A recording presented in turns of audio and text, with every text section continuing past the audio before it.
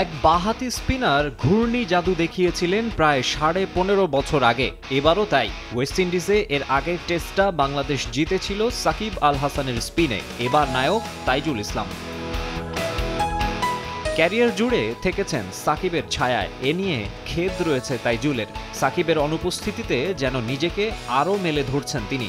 দেশের বাইরে পারফর্ম করতে পারেন না বলে যারা সমালোচনা করতেন তাদের চুপ করিয়ে দিতে জ্যামাইকার এই ইনিংসটাই যথেষ্ট। আমার উপর টিমের একটা বড় চাওয়া ছিল, তো আলহামদুলিল্লাহ সেটা সাকসেস হয়েছে এবং এটাতে আমি অনেক ভালো ফিল করতেছি।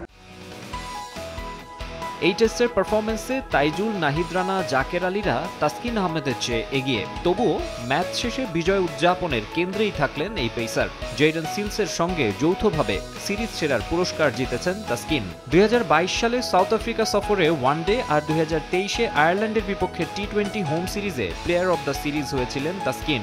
সাদা পোশাকে এই কীর্তি এবারই প্রথম তার। আসলে এটা অনেক বড় অ্যাচিভমেন্ট। আমরা টেস্ট সিরিজ ড্র করলাম বিকজ ওদের কন্ডিশনে অনেক বড় বড় টিমে অনেক স্ট্রাগল করে। পাকিস্তানের সাথে সিরিজ জেতার পর আমরা কয়েকটা সিরিজ হারাতে আমরা একটু মোরালি ডাউনও ছিলাম, বাট আলহামদুলিল্লাহ আমরা অনেক স্ট্রংলি কামব্যাক করছি এবং দুইটা ম্যাচে আমি আমার সেরাটা দিয়ে চেষ্টা করছি এবং আলহামদুলিল্লাহ আল্লাহ তাআলা আমাকে এই রিওয়ার্ড দিয়েছে ম্যান অফ দ্য সিরিজ হিসাবে। জ্যামাইকা টেস্ট মেহেদী হাসান মিরাজের জন্য স্পেশাল।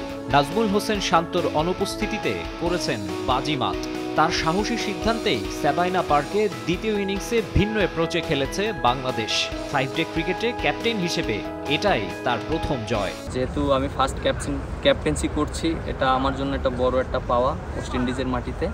আর প্লেয়াররা খুব ভালো ক্রিকেট খেলেছে এবং সবাই আমাকে অনেক সাপোর্ট করেছে। আমি প্লেয়ারদের একটা কথা বলছিলাম যে এই উইকেটে পজিটিভ ছাড়া খেললে অনেক ডিফিকাল্ট। আমরা জানি যে এই উইকেটে যদি আমরা 250+ একটা রান করতে পারি আমাদের জন্য ম্যাচটা জিতা ইজি হবে। ডিসেম্বর এমনিতেই বাংলাদেশিদের বিজয়ের মাস।